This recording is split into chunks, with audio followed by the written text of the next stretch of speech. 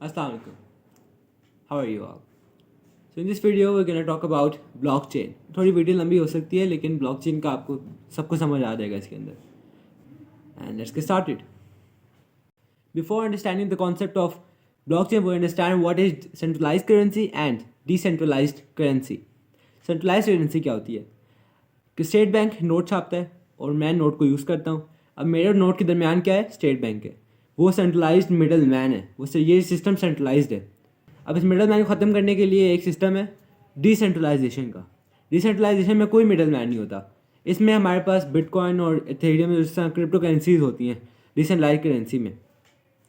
अब देखें आमतौर पर इस तरह ही होता है कि मेरे और बिटकॉइन के दरमियान में कोई जो है वो मिडल मैन नहीं है. जैसे स्टेट बैंक था हमारे सेंट्रलाइज वाले केस में. इस केस में हमारे पास मिडल मैन नहीं है. मैं हूँ, सामने बिटकॉइन है, एथेरियम है या कोई भी क्रिप्टो करेंसी डॉजकॉइन है, जो मर्जी है, लेकिन दरमियान में कोई बंदा नहीं है. इसे कहते हैं डिसेंट्रलाइज सिस्टम और ये ज़्यादा बेहतर है. This is more sufficient. Blockchain है क्या? ब्लॉकचेन एक चेन है ब्लॉक्स की. अब what is a block? A single block contains three main things which are data, hash और previous hash. डेटा क्या है? डेटा कोई भी डेटा हो सकता है, किसी चीज़ से भी रिलेटेड हो सकता है, किसी भी फील्ड से रिलेटेड हो सकता है. जैसे कि हेल्थ केयर का डेटा है वो, या वो एजुकेशनल सिस्टम में किसी इदारे का डेटा है, या फिर वो इलेक्शंस में EVC का डेटा है. वो डिफरेंट टाइप्स का डेटा हो सकता है. अब वो डेटा ट्रांजैक्शंस का भी हो सकता है. यानी मैं ए हूँ, दूसरा बंदा बी है, और ए ने बी को कितने बिटकॉइन भेजे, कितने पैसे भेजे, जो मर्जी वो भेजेगा, और जो भी कोई ट्रांजैक्शन होगी जिस भी करेंसी में जो भी कुछ होगा, तो वो डेटा उस ब्लॉक के अंदर सेव्ड है. नाउ उसके बाद हमारे पास दूसरी चीज़ होती है hash. Now what is a hash? Hash कहते हैं एक ऐसे एड्रेस को, कैसे कोड को, जो कि एक यूनिक कोड होता है. हर डिफरेंट होता है, हर ब्लॉक का एक हैश डिफरेंट होता है. हैश उसका फिंगरप्रिंट है उस ब्लॉक का, जिस तरह एक उसका पासवर्ड कह सकते हैं उस ब्लॉक का. अब हैश एक होता है, उसके बाद प्रीवियस हैश होता है. अब ये ब्लॉक चेन में हमारे पास एक ब्लॉक है, and this is second block, ये थर्ड ब्लॉक है, ये पहला ब्लॉक है. ठीक है. इसका जो हैश है वो अगले ब्लॉक का प्रीवियस हैश होगा. फिर इसका जो हैश है सेकेंड ब्लॉक का, वो थर्ड ब्लॉक का प्रीवियस हैश होगा. और ये जो इंटरकनेक्शन, इनका जो कनेक्शन बना हुआ है प्रीवियस हैश का, ये बहुत इंपॉर्टेंट चीज़ है. आगे जाके हम समझेंगे कैसे इंपॉर्टेंट है. अब हम बात करते हैं कि डेटा टेम्परिंग यानी उनको मैनिपुलेट करना, उनको चेंज करना, डेटा को ना, डेटा के साथ कोई छेड़छाड़ी करना. तो जो हमारा ब्लॉकचेन होती है ये इंटरनेशनली अवेलेबल होती है. कोई भी जाके इसको चेक कर सकता है. पब्लिक ब्लॉकचेन की बात कर रहा हूँ. आगे हम टाइप्स की बात करेंगे, उसमें पब्लिक है, कंजोर्टियम है, एंड लॉट थिंग्स है, काफ़ी कुछ है इसके अंदर. तो अभी हम पब्लिक ब्लॉकचेन की बात कर रहे हैं इसमें. उसमें यह है कि कोई भी उसमें एक्सेस कर सकता है और उसका देख सकता है डेटा, इसमें क्या डेटा है, यानी किसी को ढका छुपा नहीं है. तो इसमें टेम्परिंग भी तो कर सकता है ना वो? नहीं, टेम्परिंग वो नहीं कर सकता. वो अगर डेटा को आके देखेगा तो उसमें कोई चेंज नहीं कर पाएगा. चेंज करने के लिए उसको 51% कंसेंसस, जो वो एक वोटिंग सिस्टम होता है एक नेटवर्क में, ब्लॉकचेन के नेटवर्क में, उसमें जो जितने भी नोड्स हैं, नोड्स मीन कंप्यूटर, और कंप्यूटर यानी वो जितने यूज़र्स हैं उसके ब्लॉकचेन में, वो सारे उसमें वोट करते हैं. तो अगर वो वोट करेंगे कि हाँ ये चेंजिंग होनी चाहिए, 51% अगर लोगों ने वोट किया कि हाँ ये चेंजिंग जो टेम्परिंग है हमारे डेटा के साथ हो जाए, ये अच्छी चीज़ है, तब जाके वो जो बंदा है जो टेम्परिंग कर रहा है वो टेम्परिंग कर सकता है. लेकिन अगर 51% ना कहें तो फिर उनमें से कोई कम 20% कर दें, 50% कह दें, तो तब भी नहीं होगा. 51% कंसेंसस चाहिए, तभी कोई चेंजिंग होगी एक ब्लॉक के अंदर. कोई भी नया ब्लॉक ऐड होता है तो उसको भी चेक किया जाता है, वेरीफाई किया जाता है कि कोई में कोई चीज़ तो नहीं है, कोई गलत चीज़ तो नहीं है, ये बिल्कुल वेरीफाइड और बिल्कुल सही चीज़ है. तो उसमें वो सारी चेकिंग की जाती है ब्लॉकचेन में. तो डेटा टेम्परिंग जो है वो इम्पॉसिबल है, क्योंकि इस एक ब्लॉकचेन के अंदर हज़ारों लाखों सिस्टम्स काम कर रहे हैं, हज़ारों लाखों कंप्यूटर्स हैं इसके अंदर इंटरनेशनली पूरी दुनिया से. तो उसको हैक करना बहुत ज़्यादा मुश्किल है. और एक और मेन बात है, बहुत इंपॉर्टेंट बात है, उसको याद रखिएगा कि एक ब्लॉक को जब हैक किया जाता है, एक ब्लॉक को जब टेम्पर किया जाता है, अगर उसका चीज़ को हम डेटा को चेंज कर दें उस ब्लॉक के, तो उसका जो हैश है ना वो भी चेंज हो जाएगा. उसके चेंज होने से क्या होगा, उससे अगले ब्लॉक का जो प्रीवियस हैश है वो भी चेंज हो जाएगा, उससे अगले ब्लॉक का जो प्रीवियस हैश है वो भी चेंज हो जाएगा. इतना वो पूरी ब्लॉक चेन में मैस बन जाएगा और सारा को ख़राब हो जाएगा. तो ये एक पॉइंट है जो कि नोटिस करने वाला और नोट करने वाला, और ज़्यादा इसको अंडरस्टैंड किया जाए, क्योंकि थोड़ा सा कॉम्प्लेक्स चीज़ है. तो कोशिश कीजिएगा इसको आप अंडरस्टैंड कर लें. अब हम बात करते हैं डिसेंट्रलाइजेशन ऑफ अ ब्लॉकचेन की। अब ब्लॉकचेन कभी भी सेंट्रलाइज्ड चीज़ में नहीं होता, किसी भी सेंट्रलाइज सिस्टम में आपको ब्लॉकचेन नहीं मिलेगा। ब्लॉकचेन हमेशा होता है एक डिसेंट्रलाइज्ड नेटवर्क में, एक कंप्यूटर के एक नेटवर्क में। पूरी दुनिया से उसमें मिलियंस ऑफ कंप्यूटर उसमें पार्टिसिपेट करते हैं और हर कंप्यूटर को हम नोड कहते हैं। अब तो हर नोड के ऊपर उसी ब्लॉकचेन की जिसका वो मेंबर है उसकी एक कॉपी पड़ी होती है। तो कोई भी वो कोई भी नोड कभी भी चेक कर सकता है कि अभी कौन सा ब्लॉक ऐड हुआ है ब्लॉकचेन में, अभी इसमें क्या नई चेंजिंग आई है, क्या टेम्परिंग, क्या कुछ भी हुआ है, वो कोई भी चेक कर सकते हैं। कोई भी नोड वो फ्री होता है सबके लिए, कोई भी सबको चेक कर सकता है। तो इस तरह ना हैकिंग तो इम्पॉसिबल सी चीज़ है, नेक्स्ट टू इम्पॉसिबल है। अब हम बात करते हैं व्हाट आर माइनर्स। नोड जो होते हैं ना कंप्यूटर, जो यूज़र, जो पार्टिसिपेंट, जो कंटेस्टेंट नहीं कह सकते, जो उसमें जो मेंबर्स होते हैं ब्लॉकचेन के। अब हर नोड तो नोड होता है, लेकिन उनमें से कुछ ऐसे नोड होते हैं जो कि माइनर्स होते हैं। अब माइनर्स का काम क्या है?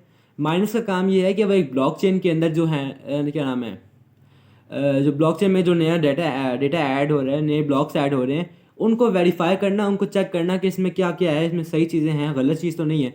उनको चेक करने का जो काम है वो माइनर्स के पास होता है, माइनर्स के हाथों में होता है। अब माइनर्स को इसके बदले में क्या मिलता है? माइनर्स फ्री में काम करेंगे, पूरे 24 घंटे अपना वो कंप्यूटर लगाते हैं इस चीज़ पे। अगर हम एग्जांपल लें बिटकॉइन ब्लॉकचेन की, तो उन माइनर्स को इनाम के तौर पे वो कुछ बिटकॉइंस दिए जाते हैं, ताकि क्योंकि वो बिटकॉइन की वजह से वो काम करते हैं और वो इतनी ज़्यादा बिजली लगाते हैं, इतना बड़ा उनके पास सिस्टम होता है जिससे वो माइनिंग करते रहते हैं, 24 घंटे अपने कंप्यूटर्स को उन्होंने लगाया होता है, तो उनको इसके नाम में बिटकॉइन दिए जाते हैं। अब हम बात करते हैं डिफरेंट फील्ड्स में ब्लॉकचेन की इम्प्लीमेंटेशन की। तो इलेक्शंस, और अगर एजुकेशनल सिस्टम की बात करें तो इलेक्शंस में अभी साइरा लियोन एक कंट्री है अफ्रीका का, जिसके अंदर ब्लॉकचेन्स के ज़रिए ईवीएस इलेक्ट्रॉनिक वोटिंग सिस्टम का ये जो है वो, अब उसका डेटा है वो यहाँ पे सेव हो चुका है ब्लॉकचेन में। ये इम्प्लीमेंटेशन ब्लॉकचेन के इलेक्शंस में हो चुकी है एक कंट्री में अभी रिसेंटली। तो ब्लॉकचेन इलेक्शन एक बहुत ही कमाल का तरीका है। काफ़ी ऑब्जेक्शंस भी हैं इस पर काफ़ी लोगों की कि लेकिन एक देखा जाए तो ये कि बेनिफिशियल चीज़ भी है। कुछ लोग कहते हैं कि इसका जो बेनिफिट्स कम है, नुकसान ज़्यादा है, वट एवर, जो कि सही भी है। लेकिन अगर इसके हम जो है वो बेनिफिट को देखें तो वो एक कमाल का बेनिफिट है, ये है कि आप जब वोट देते हो, आप चाहे वो पेपर पर जो वोट देते हैं या तो इलेक्ट्रॉनिक सिस्टम पे वोट अगर आप दें, तो आपको कौन गारंटी देता है कि जो वोट आपने दिया है दैट इज़ काउंटेड और not? So that guarantee comes from election commission. Election commission आपको गारंटी देता है हाँ आपका वोट काउंट हुआ है, लेकिन क्या पता ना हुआ हो, करप्शन हो सकती है, डिफरेंट चीज़ें हो सकती हैं। तो अगर आपके वोट काउंट ना हो तो आपको कैसे पता चलेगा? अगर ब्लॉकचेन के इम्प्लीमेंट की जाएगी इलेक्शन सिस्टम में, तो आप कभी भी इंटरनेट पे जाके उस ब्लॉकचेन में जाके देख सकते हैं कि हाँ आपका एड्रेस, आपका जो एड्रेस के बारे में बात करते हैं ताकि आपको सही तरह समझ आ जाए, आपका वोट काउंट हुआ है कि नहीं हुआ, आप जाके चेक कर सकते हैं ब्लॉकचेन में जाके इंटरनेट से। तो ये एक बेनिफिट है बहुत बड़ा इसके। अब इलेक्शन में आप कैसे रिप्रेजेंट होगा कि इस बंदे ने वोट किया, कैसे पता चलेगा कि इस बंदे ने वोट किया हुआ है? तो उस बंदे का जो एड्रेस है ना, वो उस हर बंदे का हर यूज़र का एक अपना एड्रेस होता है, उसको भी हम हैश कह सकते हैं उस एड्रेस को भी, लेकिन उसको एड्रेस कहा जाता है, तो उसे पब्लिक एड्रेस कहा जाता है एक्चुअली। तो वो शो होता है कि हाँ इस पब्लिक एड्रेस ने वोट किया है, उसका नाम शो नहीं होगा, उसका पूरा जो डिटेल्स है वो कुछ भी शो नहीं होगा, सिर्फ एड्रेस शो होगा कि हाँ इस एड्रेस ने, उसका पब्लिक एड्रेस ने वोट दिया है। तो ये चीज़ शो होगी इसमें। एजुकेशन सिस्टम की बात करें तो जैसे एक इदारा है, उसने अपना रिज़ल्ट पब्लिश किया। अब पब्लिश करने के बाद कोई भी उसको चेंज कर सकता है, अगर उसको उसका पासवर्ड और कुछ चीज़ें मिल जाएं, या उस इदारे का अपने ही कोई बंदा चेंज कर सकता है, उसमें करप्शन कर सकता है। तो लेकिन वो फिर सिक्योर नहीं रहेगा ना, फिर तो उसको कभी भी डिलीट किया जा सकता है। इंटरनेट पे कभी भी कोई प्रॉब्लम आ जाए तो वो तो रिजल्ट ख़त्म हो जाएगा। ब्लॉकचेन में क्या होता है कि अगर हम ब्लॉकचेन में सेव कर दें वो, तो कोई भी जाके उसको देख सकता है, लेकिन चेंज वो कभी भी नहीं हो सकता। Once it is uploaded it can not be change again, it can not be change again. तो एक दफ़ा उसको अपलोड कर दिया, वो दोबारा चेंज नहीं हो सकता, वो कभी डिलीट भी नहीं हो सकता। तो ये एक बहुत बड़ा बेनिफिट है एजुकेशन सिस्टम में, अगर इसकी बात करें हम लोग। अब एक बहुत बड़ा और बहुत ही इंपॉर्टेंट टॉपिक आता है ब्लॉकचेन में, विच इज़ प्राइवेसी। अब देखिए कि मैंने आपको बताया कि एक नोड जाता है और एक नोड जो ब्लॉकचेन का हिस्सा है वो ब्लॉकचेन में किसी भी ब्लॉक को जाके एक्सेस कर सकता है, देख सकता है कि उसमें क्या है, उसमें क्या नहीं है, कौन सा डेटा है। तो प्राइवेसी किधर गई भाई? तो एक बंदे ने अपना ब्लॉक में डेटा डाला हुआ है, तो वो अपने डेटा को प्राइवेट रखना चाहता है और कोई भी आके उसको देख सकता है, तो फिर इसमें प्राइवेसी तो है ही नहीं। इस तरह है कि जो ब्लॉकचेन है उसमें आपका डेटा 100% सिक्योर, 100% प्राइवेट रहता है। कैसे? आपका जो ब्लॉक है, आपका जो डेटा है, उसके 2 एड्रेस हैं। जैसे अगर आप कहीं पे लॉगिन करें, फेसबुक पे आपने लॉगिन किया, आपको पहले अपना ईमेल एड्रेस देना पड़ेगा, फिर आपको अपना पासवर्ड की देनी पड़ेगी। इसमें हमारे पास 2 कीज़ होती हैं, एड्रेस की, प्राइवेट की। वो पासवर्ड जो आपका है वो प्राइवेट की है, दैट इज़ हिडन। उसको कोई भी और नहीं देख सकता, सिर्फ आप ही देख सकते हैं और उससे आपको ही पता है उसका। एड्रेस की यानी आपका ईमेल एड्रेस, इसको कोई भी देख सकता है। तो इसका आप समझ सकते हैं कि ब्लॉकचेन में हमारे पास एड्रेस की और ईमेल एड्रेस एड्रेस की और प्राइवेट की होती है। प्राइवेट की आपके पास रहती है, आप जो लोगों को देते हैं वो पब्लिक की होती है, वो एड्रेस की होती है, पब्लिक एड्रेस भी कह सकते हैं। तो पब्लिक एड्रेस आप लोगों को देते हैं, लेकिन प्राइवेट एड्रेस जो है, प्राइवेट की जो है वो आपके पास होती है, आप उसी से अपना डेटा एक्सेस कर सकते हैं। आप वो चीज़ जो देते हैं ना, दूसरा जो एड्रेस है, उसी से लोग वो चीज़ देखेंगे जो आपकी प्राइवेट नहीं है। ठीक है, तो ये प्राइवेसी के एक सिस्टम है, आपको सही तरह समझ सकते हैं और इस पर रिसर्च कीजिएगा, क्योंकि एक चीज़ को डेप्थली उसकी डेप्थ में जाएंगे ना, तो ज़्यादा अच्छी तरह वो समझ आएगा और ज़्यादा चीज़ें मालूम होंगी उसके मुतालिक, तो ज़्यादा नॉलेज बढ़ेगा। तो मैं आपको रिकमेंड करूँगा कि आप इसको यूट्यूब पे काफ़ी इस पर रिसर्च करें, तो आपकी नॉलेज भी बढ़ेगी और ये काम की चीज़ है जो कि फ्यूचर में इसका बहुत काम है, तो हमें सीखना चाहिए ये चीज़। एड्रेस किस फॉर्म में होता है? एड्रेस लेटर्स और नंबर्स का कॉम्बिनेशन होता है और रैंडम उसमें नंबर्स होते हैं, लेकिन इसको हैश भी कह सकते हैं। हर एड्रेस दूसरे एड्रेस से डिफरेंट होता है, कोई भी एड्रेस सेम हो ही नहीं सकता। अब हम बात करते हैं काइंड्स ऑफ ब्लॉकचेन की। There are 4 kinds of blockchain: public blockchain, private blockchain, consortium blockchain या इसको फेडरेटिव ब्लॉकचेन भी कहते हैं। उसके बाद है हाइब्रिड ब्लॉकचेन। पब्लिक ब्लॉकचेन में क्या होता है? जो आम ब्लॉकचेन होती है, इसको कोई भी एक्सेस कर सकता है, कोई भी इसका मेंबर बन सकता है बगैर किसी परमिशन के, बगैर किसी रिस्ट्रिक्शन के। उस पर कोई रिस्ट्रिक्शन नहीं होती, उस पर कोई मनाही नहीं होती, तो उसे हम कहते हैं पब्लिक ब्लॉकचेन या आम ब्लॉकचेन होती है। उसके बाद आती है प्राइवेट ब्लॉकचेन। एक पर्टिकुलर कंपनी, पर्टिकुलर ऑर्गेनाइजेशन वो चाहती है कि उसके जो एम्प्लॉयज़ हैं सिर्फ उसी ब्लॉकचेन का वही हिस्सा रहें, तो वो उस एक प्राइवेट ब्लॉकचेन बनाएगी और प्राइवेट ब्लॉकचेन के अंदर से उसके जो एम्प्लॉयज़ हैं, जो वो चाहती है जिन लोगों को रखना, तो वही लोग उसमें आएंगे, तो वो से प्राइवेट ब्लॉकचेन कहते हैं। इसमें रिस्ट्रिक्शंस होती हैं, इसके अंदर हमारे पास जो परमिशन वो लेनी पड़ती है इसके अंदर आने की। वो जब चाहेंगे तो आपको अंदर डाल पाएंगे, वरना वो भी नहीं डालेंगे। फिर आती है कंसोर्टियम। व्हाट इज़ कंसोर्टियम और फेडरेटिव ब्लॉकचेन? ये एक ऐसी ब्लॉकचेन है जिसमें हमारे पास जैसे आप देख रहे था कि प्राइवेट ब्लॉकचेन हमारे पास एक पर्टिकुलर कंपनी होती है, इसमें हमारे पास ग्रुप ऑफ कंपनीज होती हैं कंसोर्टियम में, group of companies, group of organisations. अब वो उसमें एक ज़्यादा ऑर्गेनाइजेशन होती है कंसोर्टियम में, लेकिन ये भी पब्लिक नहीं होती पूरी तरह से।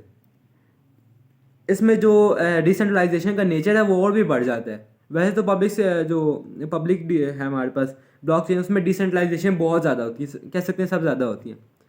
और इसमें कंसोर्टियम जो है, इसमें डिसेंट्रलाइजेशन और भी ज़्यादा बढ़ जाती है। हाइब्रिड की बात करते हैं। हाइब्रिड एक ऐसी चीज़ है, एक ऐसी ब्लॉकचेन है जो कि कम्बिनेशन है। कम्बिनेशन किस चीज़ का है? पब्लिक, प्राइवेट और कंसोर्टियम, ये फेडरेटिव ब्लॉकचेन्स का, इससे सबका कम्बिनेशन जो है वो हाइब्रिड ब्लॉकचेन है। होता क्या है? पब्लिक ब्लॉकचेन में आप देख सकते हैं कि millions and billions of computers दुनिया भर से काम कर रहे होते हैं, डिफरेंट माइनर्स होते हैं, कई माइनर्स होते हैं, कई नोड्स होते हैं इसमें। अब वो जो हमारे पास इतने सारे लोग हैं, उनकी वजह से फिर इंटरनेट का भी मसला होता होगा, तो जिसकी वजह से फिर जो प्रोसेसिंग स्पीड है वो कम हो जाती है, जो पब्लिक ब्लॉकचेन की है। जबकि प्राइवेट में लोग कम होते हैं, लिमिटेड होते हैं, तो जो हमारे पास जो प्रोसेसिंग स्पीड है वो भी बढ़ जाती है। अगर आप हाइब्रिड पे काम कर रहे हैं तो आपको जब स्पीड ज़्यादा चाहिए तो आप प्राइवेट में शिफ्ट हो जाएं उसी वक्त। जब आपको स्पीड कम चाहिए, जब मतलब आप प्रोसेसिंग स्पीड का वो मतलब या कोई और भी फीचर्स के एतबार से अगर आपको पब्लिक में जाना है तो आप उस वक्त पब्लिक में जंप कर सकते हैं, या आपको कंसोर्टियम में जाना है कंसोर्टियम में जंप कर सकते हैं। तो उसके लिए हम हाइब्रिड जो ब्लॉकचेन है वो यूज़ करते हैं। उम्मीद है आपको समझ आ गया होगा सारा ब्लॉकचेन का सिस्टम जो है। तो नेक्स्ट वीडियो में मिलते हैं। अल्लाह हाफिज़।